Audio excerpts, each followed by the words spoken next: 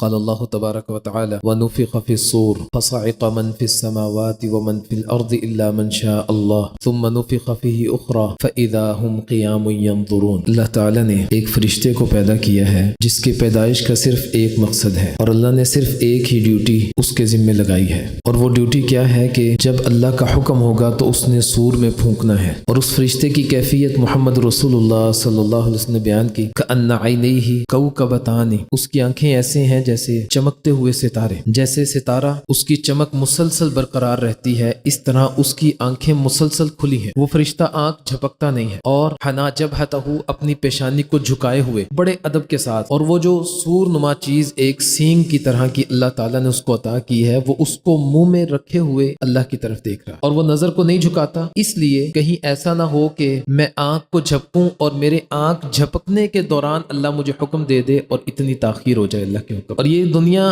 جس کو آپ دیکھ رہے ہیں اس وقت، یہ بالکل ایسے ہی ہوگی، آپ کا شہر ایسا ہی ہوگا، آپ کا ملک ایسے ہوگا، یہ زمین اسی طرح ہوگی، لوگ اس پر رہتے ہوں گے، دن میں لوگ روزگار کے لیے نکلتے ہوں گے، اپنے اپنے کام کرتے ہوں گے، اور اس وقت اللہ تعالیٰ فرشتے کو حکم دیں گے کہ سور میں پھونکو، وہ اس سور میں پھونکے گا۔ محمد رسول اللہ صلی اللہ علیہ وسلم بیان کرتے ہیں کہ سب سے پہلے اس سور کی آواز جو ہے وہ ایک دیہاتی کے کان میں پڑے گی جو اپنے کھیت میں کام کر رہا ہوگا، وہ پریشان ہو جائے گا اس آواز کو سن کر۔ یہ آواز آہستہ آہستہ بڑھتی چلی جائے گی، پہلے یہ کم تھی، پھر مزید بڑھ گئی، پھر اور زیادہ بڑھ گئی، حتیٰ کہ یہ آواز اتنی شدت اختیار کر جائے گی فصعق من فی السماوات ومن فی الارض، جو بھی آسمانوں میں اور زمین میں ہے سارے ہی بے ہوش ہو جائیں گے، الا من شاء اللہ، ہاں اللہ جس کو چاہے بچا لے۔ یہ اس قدر شدت اختیار کر جائے گی یہ آواز۔ اور پھر محمد رسول اللہ صلی اللہ علیہ وسلم نے اس فرشتے کے حوالے سے جو چیزیں ہمارے سامنے رکھی ہیں وہ یہی کہ اللہ نے اس کی ڈیوٹی بس یہی لگائی، اس کے علاوہ کوئی ڈیوٹی نہیں۔ اس نے 2 بار سور میں پھونکنا ہے، پہلی بار جب پھونکے گا تو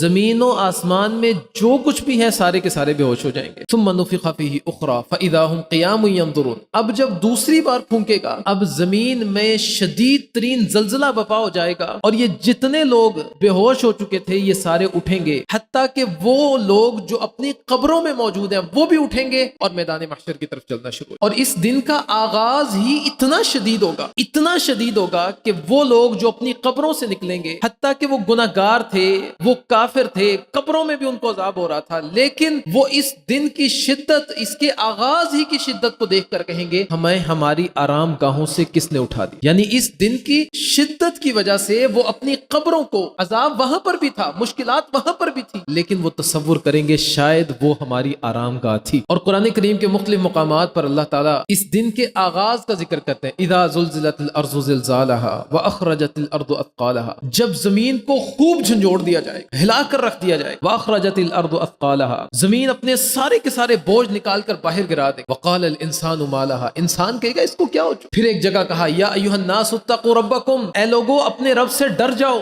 ان زلزلۃ الساعۃ شیء عظیم، قیامت کا زلزلہ بہت ہی بڑی چیز، یوم ترونها تذهل كل مرضعۃ عما ارضعت، وہ دن ایسا ہوگا کہ جب اس کا آغاز ہوگا، وہ ماں جو اپنے بچے کو دودھ پلا رہی ہے، اپنے سینے سے لگا رکھا ہے، وہ صرف دودھ ہی نہیں چھڑائے گی، اپنے بچے کو چھوڑ کر دوڑے گی، بھاگے گی، وتضع كل ذات حمل حملها، اور یہ جو جنس خواتین ہیں ان سمیت کائنات میں جتنی بھی مؤنث حاملہ ہیں سب کی سب اس خوف سے اپنے حمل کو گرا دیں گے۔ وترى الناس سکارى وما هم بسکارى، آپ دیکھیں گے کہ لوگ شاید مدہوش ہیں، نشے میں ہیں، لیکن کہا وما هم بسکارى، نشے میں نہیں ہوں گے، ولکن عذاب اللہ شدید، لیکن اللہ کا عذاب اتنا سخت ہوگا کہ کسی کو ہوش نہیں ہوگا کہ اس کے آگے کون ہے، اس کے پیچھے کون ہے، دائیں بائیں کیا ہے، یہ سارے کے سارے مدہوش ہوئے پھر رہے۔ اور اللہ تعالیٰ تمام کے تمام لوگوں کو اس زمین میں جس کو آج ہم فلسطین کے نام سے یاد کرتے ہیں، وہاں پر اللہ تعالیٰ سب کو جمع کر دے، شام کی سرزمین، یہ ساری سرزمین شام کی کہلاتی ہے، یہاں پر اللہ تعالیٰ سب کو جمع کر دے گا، اور کوئی ایک بھی ایسا نہیں ہوگا کہ جو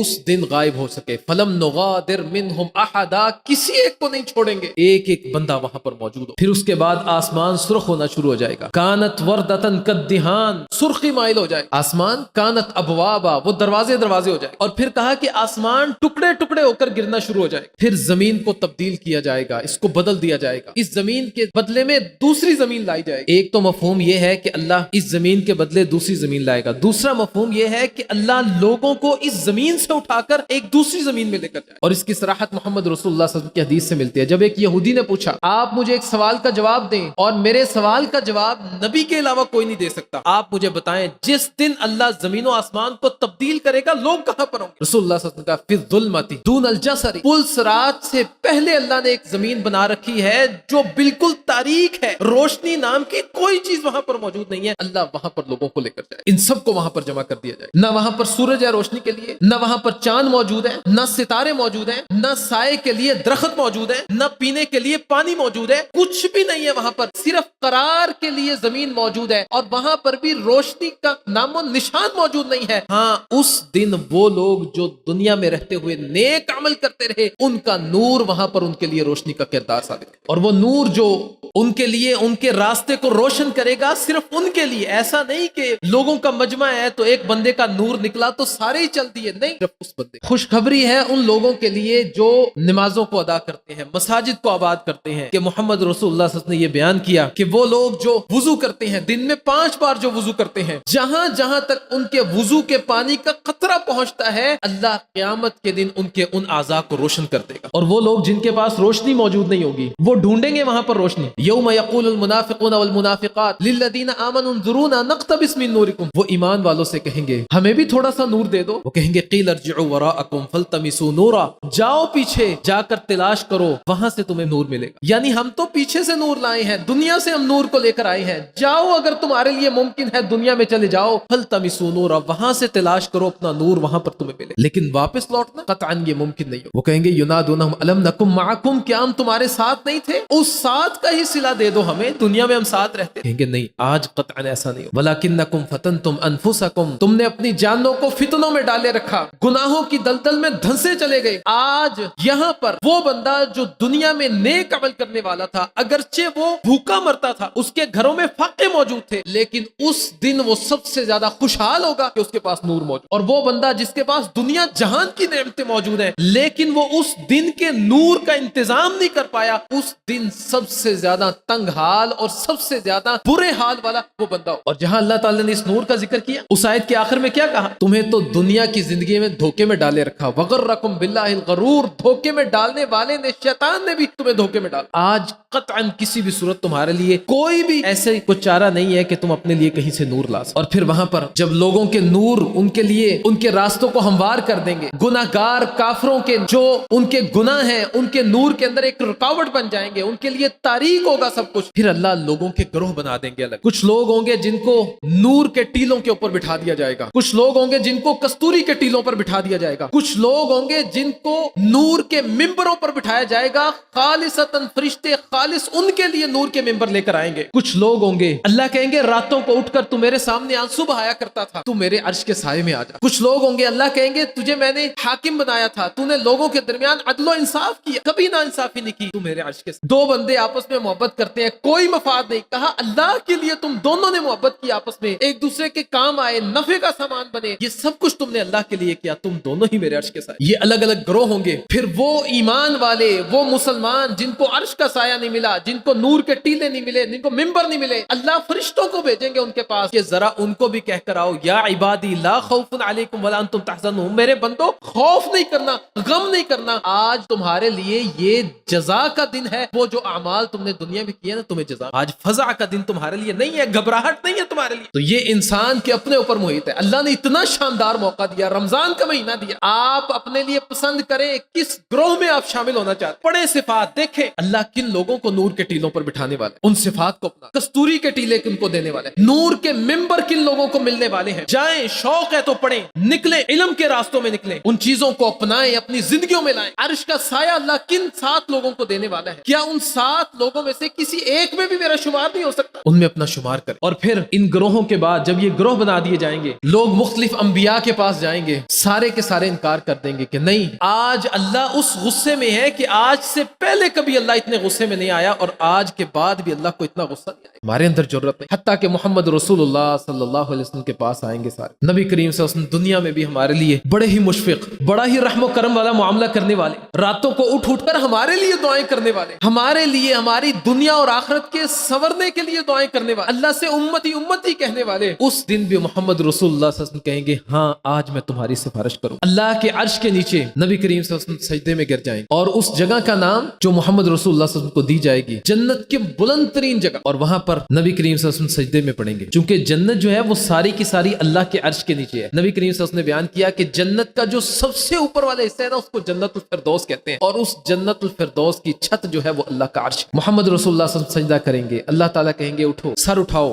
مانگو کیا مانگتے ہو، سفارش کرو، آج تمہاری سفارش کو قبول کیا جائے گا۔ نبی کریم صلی اللہ علیہ وسلم کہ اللہ لوگوں کا حساب شروع کر دیجیے، اللہ تعالیٰ ان کا حساب شروع کریں گے، اور اس حساب سے پہلے وَأَشْرَقَتِ الْأَرْضُ بِنُورِ رَبِّهَا وَوُضِعَ الْكِتَابُ وَجِيءَ بِالنَّبِيِّينَ وَالشُّهَدَاءِ، اور اس دن سارے کے سارے نامہ اعمال لا کے رکھ دیے جائیں، ہر شخص کا نامہ اعمال لا کر سامنے رکھ دیا جائے گا، فرشتے صفوں میں کھڑے ہو جائیں گے، انبیاء صفوں میں کھڑے ہو جائیں گے، صدیقین شہداء صفوں میں کھڑے ہو جائیں گے، حتیٰ کہ سارے کے سارے لوگ وہ صفوں میں کھڑے ہو جائیں گے، اور پھر باری ہوگی اللہ کے آنے کی، وَجَاءَ رَبُّكَ وَالْمَلَكُ صَفًّا صَفًّا، اور پھر تمہارا رب آئے گا، فرشتے آئیں گے صف در صفوں، وَيَحْمِلُ عَرْشَ رَبِّكَ فَوْقَهُمْ يَوْمَئِذٍ ثَمَانِيَةٌ، 8 فرشتوں نے اس دن تیرے رب کے عرش کو اٹھا رکھا ہو۔ عرش کو چھوٹی چیز نہیں ہے، اللہ کی کرسی کے مقابلے میں یہ دنیا ایسے ہی ہے جیسے ایک بہت بڑے میدان کے اندر ایک چھلا گرا دیا جائے، ایک انگلی میں پہننے والی انگوٹھی گرا دی جائے، اور اللہ کی کرسی سے بڑا اس کا عرش ہے، اور اگر عرش کو اٹھانے والے صرف 8 فرشتے ہیں تو آپ اندازہ لگا سکتے ہیں کہ ان 8 فرشتوں کی جسامت کتنی ہے، اور ان کو پیدا کرنے والی ذات، اس کی شان اور اس کا مقام اور اس کی قدر کتنی ہو۔ اللہ کہتے ہیں اس دن تمہیں اپنے رب کی قدر کا اندازہ ہوگا، وما قدر اللہ حق قدری، ان لوگوں نے اپنے رب کی قدر نہیں کی،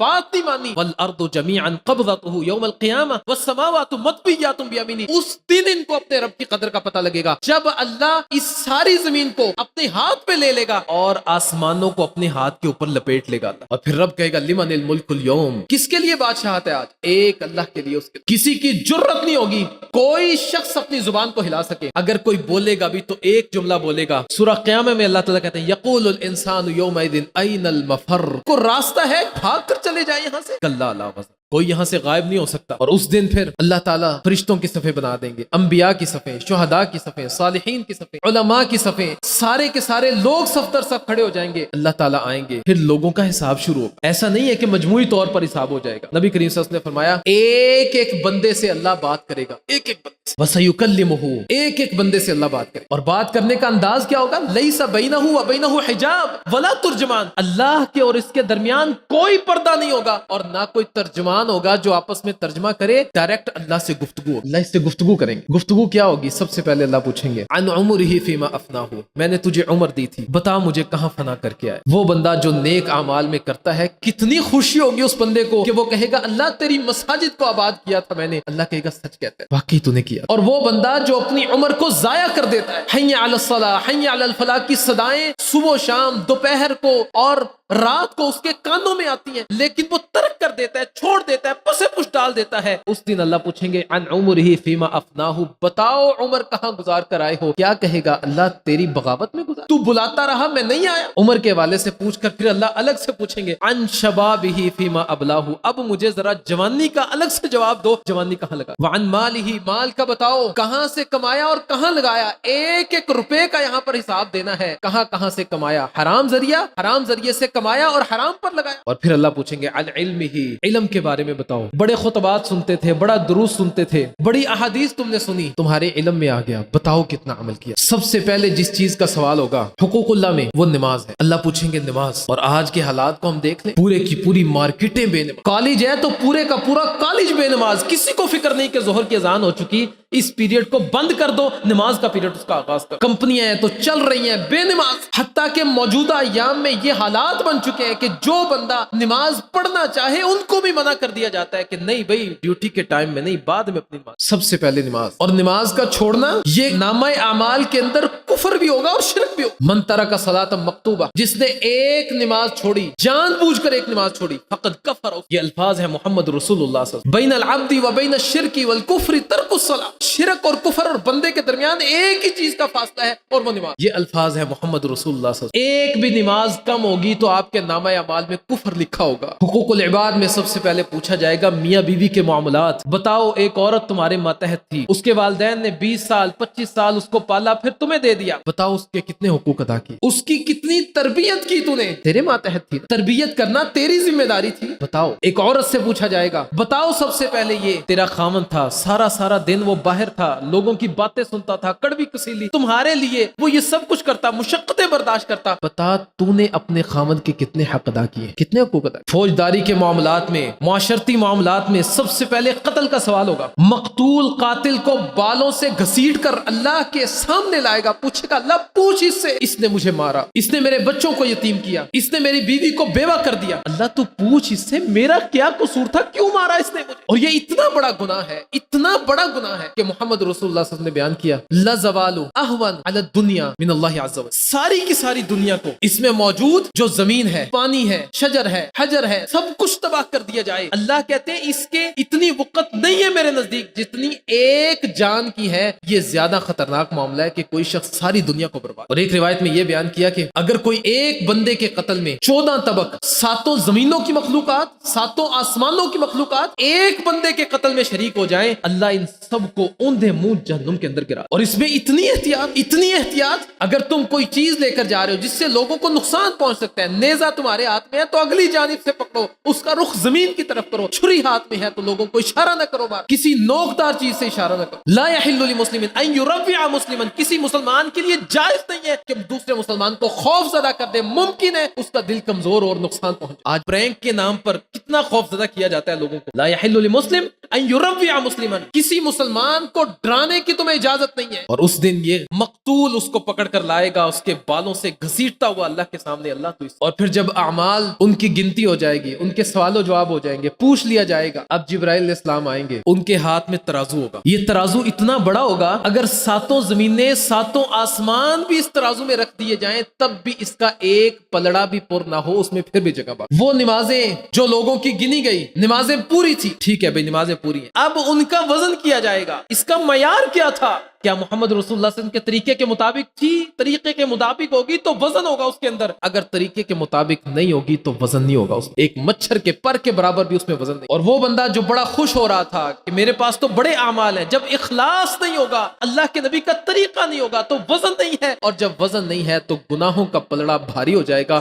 اور نیکیوں کا پلڑا وہ اوپر اٹھ جائے۔ صرف عمل کر لینا کافی نہیں ہوتا، اس کے معیار کو دیکھنا یہ ہمارے لیے لازم اور ضروری۔ معیاری نماز، معیاری روزہ، معیاری صدقات، معیاری زکوٰۃ، اس کا معیار کیا ہے؟ اس کو ریاکاری سے بچانا، اس کا معیار کیا ہے؟ نمازوں کو وسافس سے بچانا، اس کا معیار کیا ہے؟ نمازوں کو ان کے اوقات پر ادا کرنا، نماز کا معیار یہ ہے اس کو جماعت کے ساتھ پڑھنا، نماز کا معیار یہ ہے کہ اس کے فرائض کے ساتھ ساتھ سنن کی ادائیگی، سنت موقدہ جو نبی کریم صلی اللہ علیہ وسلم، یہ سارے کے سارے نماز کے معیار۔ روزے کا معیار صرف کھانے پینے سے رکنا نہیں، اپنی زبانوں کو بند کرنا، اپنے ہاتھوں کو روکنا، اپنی نظر کو جھکانا، اپنی شرمگاہوں کی حفاظت کرنا، یہ سب کچھ روزے کے معیار کے اندر شامل۔ اور پھر اس کا وزن کرنے کے بعد وہ جو کامیاب ٹھہریں گے ان کو دائیں ہاتھ میں ان کا نامہ اعمال دیا جائے گا، وہ جو ناکام ٹھہریں گے ان کے ہاتھ کو پچھلی جانب مروڑ کر پیچھے سے ان کا نامہ اعمال ان کو دیا جائے۔ وَأَمَّا مَنْ أُوتِيَ كِتَابَهُ بِيَمِينِهِ فَسَوْفَ يُحَاسَبُ حِسَابًا يَسِيرًا، جس کا نامہ اعمال اس کو دائیں ہاتھ میں مل گیا، اس کا آسان حساب ہوگا۔ وَيَنْقَلِبُ إِلَىٰ أَهْلِهِ مَسْرُورًا، اپنے گھر والوں کی طرف خوشی خوشی جائے گا۔ وَأَمَّا مَنْ أُوتِيَ كِتَابَهُ وَرَاءَ ظَهْرِهِ، جس کا نامہ اعمال اس کو بائیں ہاتھ میں اس کے پیچھے سے موڑ کر ہاتھ دے دیا گیا، فَسَوْفَ يَدْعُو ثُبُورًا، وہ ہلاکت کو پکارے گا، ہائے میں مر جاؤں، یقول یا لیتنی قدمت لحیاتی، کاش میں اپنی زندگی کے لیے کچھ آگے بھیج دیتا۔ یوم ينظر المرء ما قدمت یداه ويقول یا لیتنی، اس دن لوگ یہ کہیں گے کاش كنت ترابا، میں آج مٹی ہو جاتا، میں آج مٹی ہو جاتا، میرا ذکر ہی نہ ہوتا، مجھے کوئی اٹھانے والا ہی نہ ہوتا، لیکن ایسا ممکن نہیں۔ پھر جہنمیوں کو جہنم میں گرا دیا جائے گا اور جنتیوں کو کہا جائے گا جنت میں چلے جاؤ، پھر وہ پل صراط سے گزریں گے اور جنت میں چلے۔ جہنمی جہنم میں جانے کے لیے تیار نہیں ہوں گے۔ یوم یدعون الی نار جہنم دعا، دھکے دے دے کر ان کو گرایا جائے، کسی کو 70 ہاتھ زنجیروں میں جکڑا ہوا ہے، کسی کے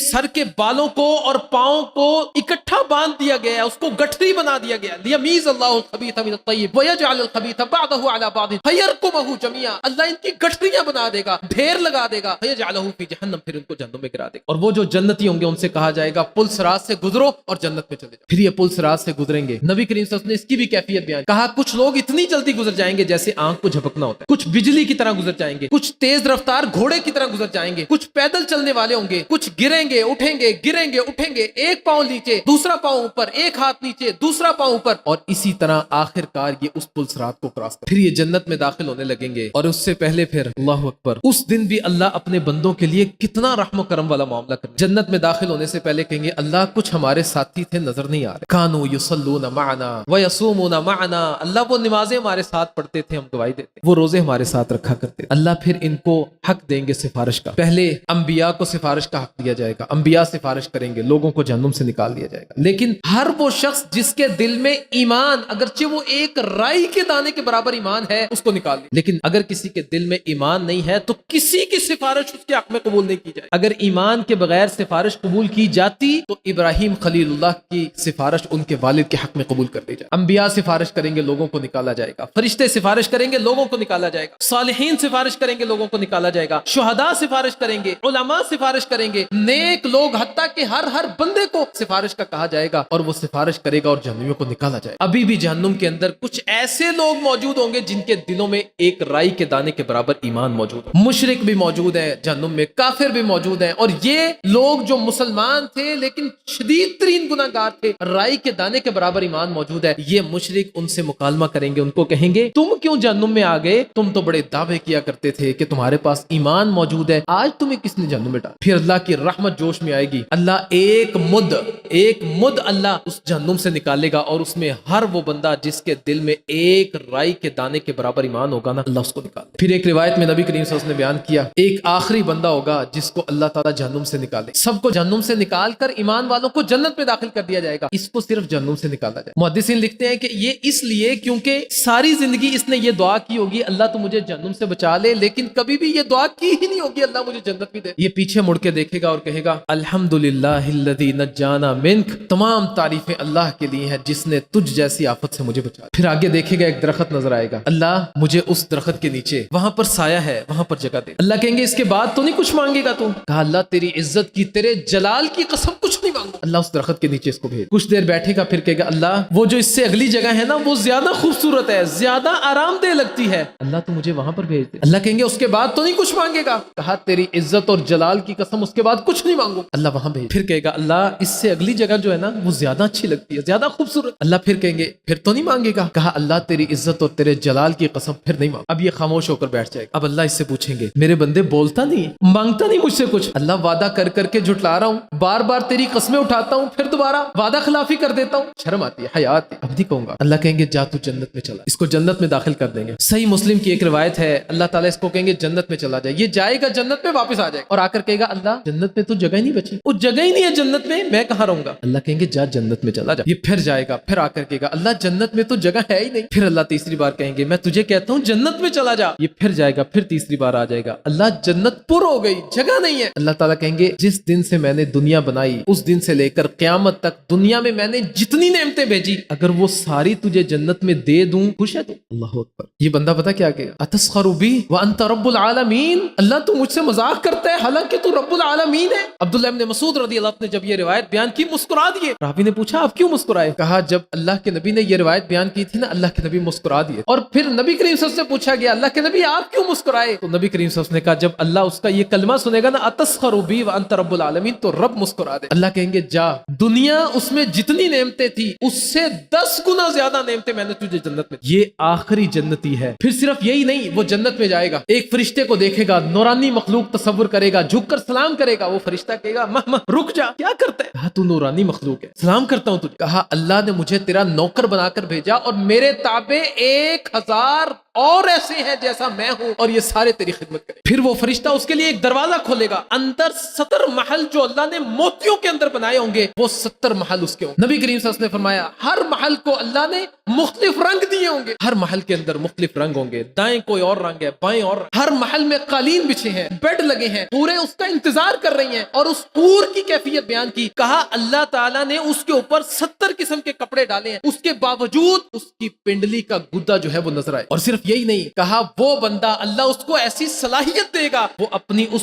حور کے دل کے اندر جو کچھ ہوگا اس کو پڑھے گا اور وہ حور اس کے دل کے حالات کو جانتی. یہ پاکیزہ زندگی ہے. اور دوسری طرف وہ زندگی جہاں پر دیواریں آگ کی ہیں، بستر آگ کے ہیں، کپڑے آگ کے ہیں، زنجیریں آگ کی ہیں، ایک ایک چیز وہاں پر آگ کی ہے. پینے کے لیے کھولتا ہوا پانی وہ جو انسان پیے گا تو جسم سے سارے کا سارا جسم پھٹ جائے گا، پیٹ کی آنتڑیاں تک باہر آ جائیں گی. ایک طرف ماحول یہ ہے اور دوسری طرف ماحول آخری جنتی جو ہے اس کی کیفیت کا اندازہ لگائیں اور پھر دیکھیں وہ جو پہلے چلے جائیں گے، وہ جو 70,000 لوگ بغیر حساب کے جنت میں جائیں گے، ان کی کیفیت کیا. اختیار آپ کے پاس ہے، کس زندگی کو اپنانا چاہتے ہیں. یہ عارضی ہے، اللہ نے سب کچھ آپ کے سامنے رکھ دیا. قرآن ہر چیز کو واضح کرتا ہے، اور جتنی باتیں ہم نے کی ہیں ان میں سے 90% باتیں وہ قرآن کے اندر موجود ہے، اور شاید 2-4 حدیث سنی نبی کی. اللہ نے سب کچھ واضح کیا، پھر اختیار دے دیا لوگوں کو. ایک طرف اتنی شاندار زندگی اور دوسری طرف اتنی غلیظ ترین اور ناکارہ زندگی. موت دونوں طرف نہیں ہے، نہ جہنم میں موت ہے نہ جنت میں موت، دونوں جگہ ہمیشہ. اب اختیار آپ کا ہے، ان ایام کو کارآمد بنائیں، کارآمد بنا کر جنتی بن جائیں، یا ان ایام کو ضائع کر جبرائیل علیہ السلام کی بد دعا کے حقدار بن جائیں. ضائع کر وہ بد دعا جس پر نبی کریم صلی اللہ علیہ وسلم نے آمین کہا تھا اس کے حقدار بن جائیں. نہیں ایسا، ان ایام کو قیمتی بنائیں، اللہ کی عبادت میں مگن ہو جائیں، سبقت لے جائیں. وہ جو بڑے گروہ قیامت کے دن ہوں گے نا، دائیں جانے والا اور بائیں جانے والا اور سبقت لے جانے والا، آپ سبقت لے جانے والوں میں ہو جائیں. اللہ تعالی ہم سب کو سمجھنے والا بنا دے. اللہ تعالی ہماری دنیا کو بھی کامیاب کر دے، اور اللہ تعالی ہمیں دنیا میں رہتے ہوئے اپنی آخرت کی تیاری کرنے کی توفیق دے، اور اللہ ہماری آخرت کو بھی کامیاب کر دے. اقول قولی ھذا واستغفر اللہ لی ولکم.